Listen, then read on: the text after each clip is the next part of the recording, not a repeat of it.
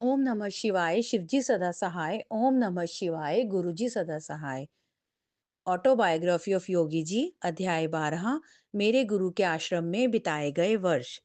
जिस प्रकार खाने का उद्देश्य भूख मिटाना है, लालच नहीं, उसी प्रकार काम की प्रवृत्ति भी प्रकृति के नियम के अनुसार प्रजाति को बढ़ाने के लिए होती है, कभी भी तृप्त न होने वाली काम वासनाओं को जगाने वाली नहीं। उन्होंने कहा, गलत इच्छाओं का अभी अंत करो, अन्यथा वे स्थूल शरीर के खत्म होने के बाद भी सूक्ष्म शरीर का पीछा नहीं छोड़ेगी। भले ही शरीर कमजोर होता है, तब मन को इसका निरंतर विरोध करना चाहिए। यदि आकर्षण आपका पीछा पूरी शक्ति के साथ करता है, तो इसे अपनी दृढ़ इच्छा शक्ति और बिना किसी लगाव के आत्मनिरीक्षण द्वारा इस पर विजय पानी चाहिए।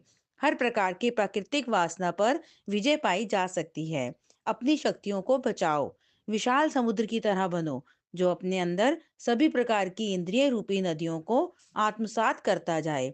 छोटी छोटी वासनाएं शांति रूपी जलाशय में बने छेदों के समान हैं, जो शरीर के स्वस्थ रखने वाले जल को विषया शक्ति के रेगिस्तान में बहा देता है। मनुष्य की खुशी में सबसे बड़ा बाधक उसकी गलत इच्छाओं को जागृत करने वाले आवेग की शक्ति है। इस जगत में आत्म संयम के सिंह बनकर विचरण करो। यह ध्यान रखो कि इंद्रिय रूपी मेंढक तुम्हें इधर उधर ना उछाले। एक सच्चा भक्त आखिर में सभी नैसर्गिक वासनाओं से मुक्त हो जाता है। वह अपने मानवीय स्नेह की जरूरतों को ईश्वर को पाने की लालसा में बदल देता है, क्योंकि एकमात्र प्रेम ही है जो सर्वव्यापी है। श्री युक्तेश्वर जी की माता जी बनारस के राणा महल मोहल्ले में रहती थी।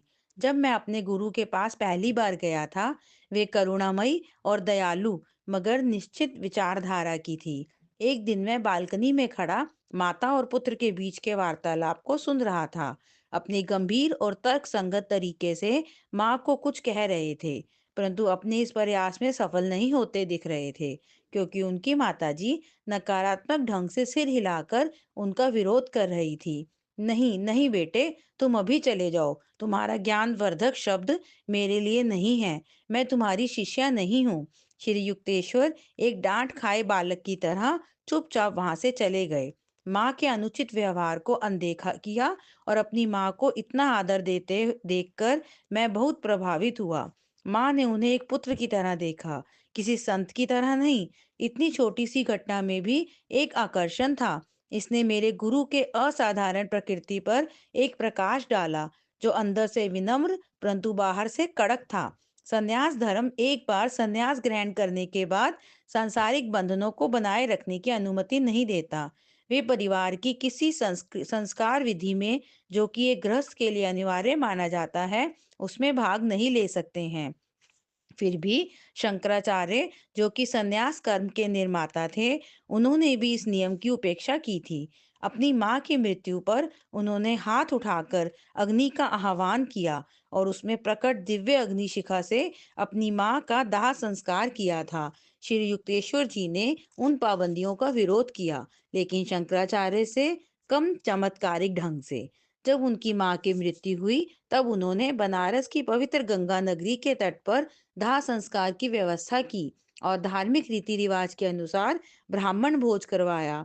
शास्त्रों के विधि विधान और निषेधात्रा सन्यासियों को उनके संकुचित दायरे से बाहर निकलने के लिए बनाए गए हैं। शंकराचार्य और श्री युक्तेश्वर जी ने अपने को पूर्ण रूप से विराट निराकार ब्रह्म में विलीन कर दिया था, इसलिए उन्हें किसी नियम के बचाव की आवश्यकता नहीं थी। कभी कभी गुरु जानबूझकर किसी नियम का विरोध करते हैं, यह दिखाने के लिए कि उसमें निहित सिद्धांत नियमों से श्रेष्ठ और उनके बंधन से मुक्त हैं। इसी प्रकार ईसा मसीह ने अपने अंत काल में भुट्टे तोड़े थे। अपने आलोचकों से ईसा ने कहा था, विश्राम दिवस मनुष्य के लिए है, मनुष्य विश्राम दिवस के लिए नहीं। श्री युक्तेश्वर जी ने शास्त्रों के अलावा शायद ही कभी कोई अन्य पुस्तक पढ़ी थी। इसके बावजूद उन्हें नवीनतम वैज्ञानिक आविष्कारों और ज्ञान के विभिन्न क्षेत्रों की प्रगति की जानकारी रहती थी। वार्तालाप करने में निपुण, वे अपने अतिथियों के साथ असंख्य विषयों पर विचारों के आदान प्रदान का आनंद लेते थे। मेरे गुरु अपनी हाजिर जवाबी और खुलकर ठहाका लगाकर प्रत्येक विचार विमर्श को आनंददायी बना देते। अक्सर गंभीर मास्टर जी कभी उदास नहीं रहते थे। ईश्वर को पाने के लिए किसी को अपना चेहरा विकृत करने की आवश्यकता नहीं है। वे अक्सर कहते थे, याद रखो, ईश्वर को पाने का मतलब है सभी दुखों की अंत्येष्टि। उनके आश्रम में आने वाले दार्शनिक, प्रोफेसर, वकील और वैज्ञानिकों में से कई तो पहली बार आए होते थे, और वे किसी पुरातन पंथी रूढ़िवादी धार्मिक व्यक्ति से मिलने की कल्पना के साथ आते थे। कभी उनकी घमंड युक्त मुस्कान या मनोरंजित सहिष्णुता यह संकेत देती थी कि आने वाले नीरस उपदेशों के अलावा कोई और उम्मीद नहीं की थी। लेकिन वापस जाने में उनकी अनिच्छा इस बात को स्पष्ट रूप से दिखाती कि उनके स्वयं के क्षेत्र में भी श्री युक्तेश्वर जी को पूर्ण ज्ञान है और वे हर विषय में पारंगत हैं। सामान्यतः अतिथियों के प्रति मेरे गुरुदेव का व्यवहार नम्र और स्नेहपूर्ण होता था। वे अपने हार्दिक स्वागत भाव से सबको प्रसन्न कर देते थे। फिर भी कभी-कभी कट्टर अहंकारियों को धक्का भी लगता। उन्हें गुरु की ठंडी उपेक्षा अथवा उग्र विरोध का सामना करना पड़ता। बर्फ या लोहा। एक प्रसिद्ध रसायन शास्त्री श्री युक्तेश्वर जी से तर्क वितर्क करने लगे। अतिथि महोदय ईश्वर के अस्तित्व को मानने के लिए तैयार नहीं थे, क्योंकि विज्ञान उन्हें खोज नहीं सका था। आप लोग अपने टेस्ट ट्यूब में उस परम शक्ति को अलग करने में असफल रहे, और आपको उसका स्पष्टीकरण नहीं मिल रहा है। मेरे गुरुदेव ने उनकी तरफ कठोर दृष्टि से देखते हुए कहा, अब मैं आपको एक नया प्रयोग बताता हूँ। अपने विचारों का परीक्षण अगले 24 घंटे तक करिए। आपको ईश्वर की अनुपस्थिति पर अचरज नहीं होगा। एक सुप्रसिद्ध पंडित को भी इस प्रकार का झटका लगा। अति उत्साहित पंडित ने महाभारत, उपनिषदों और शंकरा के भाष्यों पर अनुच्छेद जोर जोर से सुनाते जा रहे आश्रम की दीवारें उसी से गूंज रही थी। मैं आपको सुनने के लिए बैठा हूँ। श्री युक्तेश्वर जी के स्वर में जिज्ञासा थी, मानो वहां कोई आवाज नहीं थी। पूर्ण शांति थी। पंडित जी संदेह में पड़ गए। इधर उधर के उदाहरण तो आपने बहुत दे दिए हैं। मैं अतिथि महोदय से कुछ दूर पालथी मारकर बैठा था। श्री युक्तेश्वर जी के इन शब्दों को सुनकर मेरे हंसी के मारे पेट में बल पड़ने लगे। लेकिन आपने निजी जीवन में से कौन सी मौलिक व्याख्या दे सकते हैं? आपने अपने जीवन में पवित्र शास्त्रों का कौन सा सूत्र अपने जीवन में उतारा है? किस प्रकार इन शाश्वत सत्यों ने आपके स्वभाव को परिवर्तित किया है? क्या आप ग्रामोफोन की तरह दूसरे मनुष्यों के शब्दों को यांत्रिक उच्चारण करके संतुष्ट हैं? मैं हार गया। उन्होंने हास्यप्रद ढंग से कहा, इसकी मुझे कोई आंतरिक अनुभूति नहीं है। शायद अपने जीवन में पहली बार पंडित जी को समझ आया कि पुस्तकीय ज्ञान से आध्यात्मिक ज्ञान की अनुभूति नहीं हो सकती। ज्ञान से ज्यादा इनमें अति पठन पाठन के लिए जले लैंप की गंध अधिक आती है। सर्वज्ञानी पंडित के गर्व के खंडित हो जाने पर, उनके यहाँ से चले जाने के बाद, गुरु ने कहा, वे दर्शन को केवल एक कोमल बौद्धिक व्यायाम समझते हैं। उनके उन्नत विचारों का संबंध बाह्य कृत्यों की अपरिपक्वता अथवा किसी प्रकार का आंतरिक अनुशासन दोनों से ही ना के बराबर होता है। अन्य अवसरों में भी केवल पुस्तकों के पठन अथवा पुस्तकीय ज्ञान के अव्यवहारिकता के बारे में बताते रहते थे। विस्तृत शब्दावली को ही केवल ज्ञान समझ लेने की भूल मत करना। वे कहते, यदि एक समय में एक श्लोक को धीरे धीरे समझा जाए तो पवित्र शास्त्र आंतरिक अनुभूति की इच्छा को जगाने में सहायक होते हैं। लगातार बौद्धिक अध्ययन से घमंड और अपरिपक्व ज्ञान के झूठी संतुष्टि से ज्यादा कुछ नहीं मिलता। शास्त्रों के ज्ञान का एक अनुभव श्री युक्तेश्वर जी बताया करते थे। यह पूर्वी बंगाल में एक जंगल के आश्रम से संबंधित था, जहां उन्होंने विख्याता डब्रू वल्लभ की पद्धतियों को देखा। उनकी विधि सरल भी थी और कठिन भी, जो कि प्राचीन भारत में बहुत प्रचलित थी। डब्रू वल्लभ उस एकांत तपोवन में अपने शिष्यों से घिरे हुए थे। पवित्र भगवत गीता की पुस्तक उनके सामने खुली हुई थी। वे लोग एक अनुच्छेद को एकटक आधे घंटे तक देखते, फिर अपनी आंखें बंद कर लेते। इस तरह आधा घंटा और बीत गया। मास्टर ने संक्षिप्त भाषण दिया। निश्चल अवस्था में सबने फिर 1 घंटे का ध्यान किया। अंत में गुरुजी ने कहा, क्या आप सबको समझ आ गया है? जी गुरुदेव, गुरु के शिष्यों ने एकमत होकर कहा। नहीं, पूरी तरह से नहीं। उस आध्यात्मिक जीवन शक्ति को पहचानो जिससे भारत को सदी दर सदी नव जीवन मिलता रहा। फिर 1 घंटा मौन में बीत गया। मास्टर ने अपने शिष्यों को छुट्टी दे दी और श्री युक्तेश्वर जी की तरफ मुड़े और पूछा, क्या आपको भगवत गीता का ज्ञान है? नहीं महाराज, मैं उसको अच्छी तरह से समझ नहीं पाया हूँ। यद्यपि मेरे नेत्र और मन में कई बार उन पन्नों को पढ़ा है। सैकड़ों लोगों ने मुझे इसके अलग अलग उत्तर दिए। यदि शास्त्र संपदा के बाहर दिखावे में कोई स्वयं को व्यस्त रखे तो अंतर के शांत समुद्र में अमूल्य मोतियों को पाने का समय ही कहाँ बचता है। श्री युक्तेश्वर जी अपने शिष्यों को इसी गहन विधि द्वारा एकाग्रता पूर्वक ज्ञान का अध्ययन कराते थे। ज्ञान आंखों से नहीं बल्कि अणु परमाणुओं से आत्मसात किया जाता है। वे कहते हैं, जब सत्य का तुम्हारा ज्ञान केवल तुम्हारे दिमाग में नहीं वरन तुम्हारे संपूर्ण अस्तित्व में समा जाएगा, तभी तुम उसके अर्थ के बारे में अधिकार पूर्वक कह सकते हो। यदि किसी शिष्य में यह विचार होता कि पुस्तकीय ज्ञान आध्यात्मिक ज्ञान पाने की आवश्यक सीढ़ी है, तो वे ऐसे विचारों को हतोत्साहित करते। ऋषियों ने एक वाक्य में ही इतने गहन विचार भर दिए हैं कि युग युगांतर से पंडित उसी पर अपने विचार व्यक्त करते रहते हैं। उन्होंने कहा, अंतहीन साहित्यिक विवाद केवल आलसी दिमाग के लिए है। ईश्वर से ज्यादा इस विचार से जल्दी मुक्ति दिलाने वाला और कौन हो सकता है? केवल ईश्वर।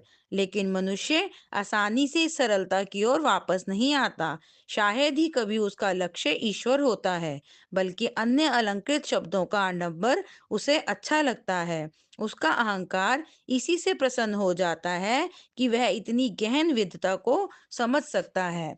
ऐसे व्यक्ति जो सांसारिक धन संपदा अथवा मान सम्मान के अधिकारी के रूप में अहंकार में डूबे होते थे, वे अपनी सांसारिक संपदा में विनम्रता रूपी धन को मास्टर के सानिध्य में स्वयं से जुड़वाना चाहते थे। एक बार एक स्थानीय मजिस्ट्रेट पुरी के समुद्र किनारे आश्रम में उनका साक्षात्कार लेने आया। यह व्यक्ति अपनी निष्ठुरता के लिए कुख्यात था। वह हमें आश्रम से आसानी से निकाल देने के में सक्षम था। मैंने अपने गुरु को ऐसे तानाशाह के तथ्य से अवगत कराया, लेकिन वह मजिस्ट्रेट को कोई विशेष भाव न देते हुए अपने आसन पर जमे रहे और उठकर स्वागत के लिए खड़े नहीं हुए। मैं थोड़ा नर्वस था और दरवाजे के पास पालथी मारकर बैठ गया। उस व्यक्ति को एक बक्से पर बैठकर संतोष करना पड़ा। मेरे गुरु ने मुझे कुर्सी लाने के लिए भी नहीं कहा। मजिस्ट्रेट को अपने पद की गरिमा के अनुसार उनका स्वागत न किए जाने से उसकी उम्मीदों पर पानी फिर गया था। एक आध्यात्मिक चर्चा शुरू हुई। अतिथि शास्त्रों का अर्थ गलत बताते हुए जैसे जैसे उनकी गलतियां बढ़ती गई, उनका क्रोध बढ़ता गया। क्या आपको पता है, मैं एमए की परीक्षा में प्रथम आया था। उनकी बुद्धि काम नहीं कर रही थी, फिर भी वे चिल्लाते गए। मजिस्ट्रेट महोदय, आप भूल रहे हैं कि यह आपकी अदालत नहीं है। गुरुदेव ने शांत भाव से कहा, आपकी बचकानी बातों से मुझे लगता है कि आप कॉलेज जीवन विशेष प्रतिभावान नहीं रहा था। एक यूनिवर्सिटी की डिग्री का वैदिक ज्ञान से दूर दूर तक कोई लेना देना नहीं है। संत अकाउंटेंट की भांति समूहों में नहीं निकलते। कुछ देर तक मजिस्ट्रेट स्तब्ध रह गया, फिर जोर जोर से हंसने लगा। पहली बार मेरा सामना एक दैवीय मजिस्ट्रेट से हुआ है। उन्होंने फिर अपने कानूनी शब्दों से भरी भाषा जो जाहिर था उनके व्यक्तित्व का अभिन्न हिस्सा बन चुकी थी, स्वयं को एक प्रोबेशनरी शिष्य के रूप में स्वीकार किए जाने का श्री युक्तेश्वर जी से आग्रह किया। मेरे गुरुजी अपनी जमीन जायदाद संबंधी प्रत्येक छोटी से छोटी बात को स्वयं देखते थे। भिन्न भिन्न अवसरों पर बेईमान लोगों ने मास्टर की पैतृक संपत्ति को हथियाने का प्रयास किया था, जिसका उन्होंने दृढ़ता से मुकाबला किया। यहाँ तक कि उनके विरुद्ध मुकदमा दायर करके उन्होंने उन्हें परास्त भी किया था। श्री युक्तेश्वर जी ने अपने हर विरोधी का मुंह बंद कर दिया था। वे इतने दुखदाई अनुभव से गुजरे हैं, केवल इस विचार के साथ कि वे भिक्षाजीवी गुरु नहीं बनना चाहते थे, ना ही अपने शिष्यों पर बोझ बनना चाहते थे। उनकी आर्थिक स्वतंत्रता के कारण यह भी था कि मेरे अति स्पष्टावक्ता गुरु किसी भी प्रकार की कूटनीति के छल से पूरी तरह से अनभिज्ञ थे। वे उन गुरुओं की तरह नहीं थे जो अपने दाताओं के अहम भाव को संतुष्ट करते रहते थे। मेरे गुरु पर किसी के प्रभाव, उनके धन प्रत्यक्ष अथवा सूक्ष्म रूप से किसी भी प्रकार के प्रलोभन में नहीं आते थे। मैंने कभी भी उनको किसी प्रकार की आर्थिक सहायता, धन, यहाँ तक कि उसका संकेत तक देते नहीं देखा। उनके आश्रम में सभी शिष्यों को निशुल्क शिक्षा दी जाती थी। एक बार श्री रामपुर आश्रम में सम्मान देने के लिए अदालत का एक कर्मचारी आया। उस समय मैं और एक अन्य शिष्य कन्हई वहां उपस्थित थे। मास्टर के प्रति अफसर का व्यवहार अपमानजनक था। अच्छा होगा कि इस आश्रम की छाया से बाहर निकलकर अदालत के कक्ष की ईमानदार हवा खाएं। जब उसने इन अपमानजनक शब्दों को कहा, तब उसका कनिष्ठ कर्मचारी बदतमीजी से मुस्कुराया। मैं अपने को रोक नहीं पाया। यदि इसके आगे एक शब्द भी बदतमीजी से कहा, तुम यहीं धूल चाटते नजर आओगे। मैं उसकी ओर धमकी देते हुए बढ़ा। कन्हई भी मेरे साथ साथ चिल्ला रहा था, बदतमीज आदमी, इस पवित्र आश्रम में खबरदार कि तुम अपनी बदतमीजी यहाँ दिखाओ। लेकिन मास्टर उस गाली देने वाले के आगे उसको सुरक्षा देने के लिए खड़े हो गए। बिना किसी बात के उत्तेजित मत हो, यह व्यक्ति केवल अपना कर्तव्य निभा रहा है। अफसर ने उनके इस व्यवहार को देखकर गुरुजी से क्षमा मांगी और तेजी से वापस चला गया। यह देखकर विस्मय हुआ कि मास्टर जैसे उग्र इच्छा शक्ति वाले पुरुष के अंदर से इतना शांत चित्त भी हो सकता था।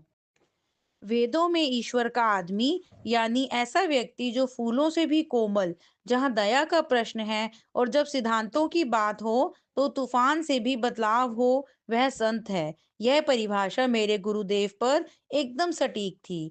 ब्राउनिंग के शब्दों में, संसार में हमेशा ऐसे लोग होते हैं जो स्वयं अंधेरे में रहने की वजह से प्रकाश को सह नहीं पाते हैं। एक बाहर का व्यक्ति अपनी काल्पनिक शिकायत पर श्री युक्तेश्वर जी को भला बुरा कह जाते। बिना बुरा माने मेरे गुरु अपने अंदर झांक कर देखते कि उस व्यक्ति के कहने पर कोई सच्चाई है कि नहीं। कुछ व्यक्ति दूसरों को नीचा दिखाकर स्वयं को ऊंचा बनाने का प्रयास करते हैं। साधु संतों की गहन शांति किसी प्रवचन से ज्यादा प्रभावशाली होती है। वह जिसका क्रोध पर नियंत्रण है, वह प्रकर्मी से बेहतर है, और जिसने स्वयं को जीत लिया है, वह राज्य विजेता से भी बड़ा है। मैं अक्सर सोचता कि मेरे महान गुरु का मन यदि किसी प्रसिद्धि अथवा सांसारिक उपलब्धियों पर होता, तो वह आसानी से एक साम्राज्य अथवा विश्व को हिला देने वाले योद्धा बन सकते थे। परंतु इसकी जगह उन्होंने क्रोध और अहंकार रूपी आंतरिक किलों को ध्वस्त किया, जिनके गिरने से मनुष्य चरम ऊंचाई को प्राप्त करता है। जय गुरु जी। शुक्राना गुरु जी।